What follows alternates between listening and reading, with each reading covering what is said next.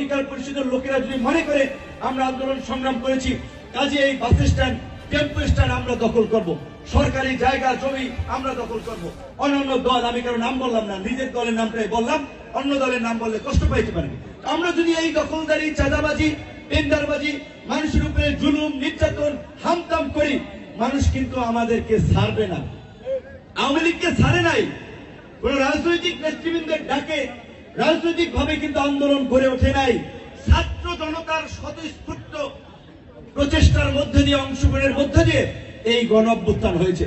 কাজী রাজনৈতিক নেতৃবৃন্দকে আমি বলবো, আপনাদের সহনশীল হওয়া প্রয়োজন, জনগণের প্রতি আপনাদের সহমর্মিতা প্রয়োজন।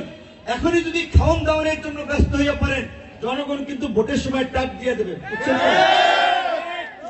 আমি সরি, কেউ কষ্ট নেবেন না, আমি কোন দলের কথা, আমি আমার কথা বলছি যে আমার নেতৃবৃন্দ যদি ওইভাবে বলেন যে হ্যাঁ পটুয়াখালী 3 থেকে নির্বাচন হবে, কিন্তু নেতৃবৃন্দ যদি এলাকায় উৎপাত শুরু করে দেন, অশান্তি নৈরাজ্য শুরু করে দেন, মামলা দিয়ে মানুষকে হয়রানি, মানুষের উপরে জুলুম করা, চাঁদাবাজি, তাই তো মানুষ আমারও ভোট দিবে না।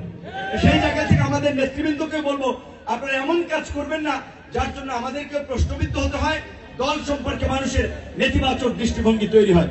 সকল দলের প্রচেষ্টায়, সকলের ঐক্যবদ্ধ প্রচেষ্টায় পটুয়াখালীতে একটা সুন্দর এবং সম্প্রীতির রাজনীতি প্রতিষ্ঠিত হোক, সেই প্রত্যাশা আমরা করি। গতকালকে চাঁদপুরের ইফতার প্রোগ্রামে অংশগ্রহণ করেছিলাম। বিএনপি, জামাত, খেলাফত, ইসলামী আন্দোলন, প্রত্যেকটি রাজনৈতিক দল, গণ অধিকার পরিষদের পোলাপান যাদেরকে আপনারা বলেন, ওই পোলাপানের আয়োজনে একটা সুন্দর সুশৃঙ্খল বিশাল মাঠে প্রোগ্রাম করেছে, হাসান আলী মাঠে সবাই মিলিত হয়েছে। মিলিত হওয়ার পরে আমি জেলা বিএনপির সভাপতি, আমাদের ছাত্র রাজনীতির কাছের ভাই, ব্যক্তিগত সম্পর্ক মানিক ভাই, তার বাসা পুড়িয়ে দিয়েছিল আওয়ামী লীগ, দীপুমণির লোকেরা, দেখতে গিয়েছিলাম। আপনার সে বিএনপির জেলার সেক্রেটারি টেক্রেটারি সব ছাত্র দল, যুব দল, সব নেতৃবৃন্দ ছিল। কিন্তু দুঃখজনক, আমার এলাকায় আসলে কেন যেন আমি কোন রাজনৈতিক দল কিংবা কোন নেতৃবৃন্দ অযথাই একটা ঈর্ষা করেন। আমাদের নেতৃবৃন্দ তো দাওয়াত দেবে না, কিন্তু অনেকে আসে না, যাই হোক, সেটা আমার কোনো আক্ষেপ নাই, কারণ আপনাদের সহযোগিতায়, সমর্থনে আমি এই পর্যন্ত আসি নাই, নেতা হই নাই। আমি নিজের যোগ্যতায়, মানুষের ভালোবাসায়, সারা বাংলাদেশের মানুষের দোয়ার মধ্যে দিয়েই আজকের জায়গাটিতে এসেছি।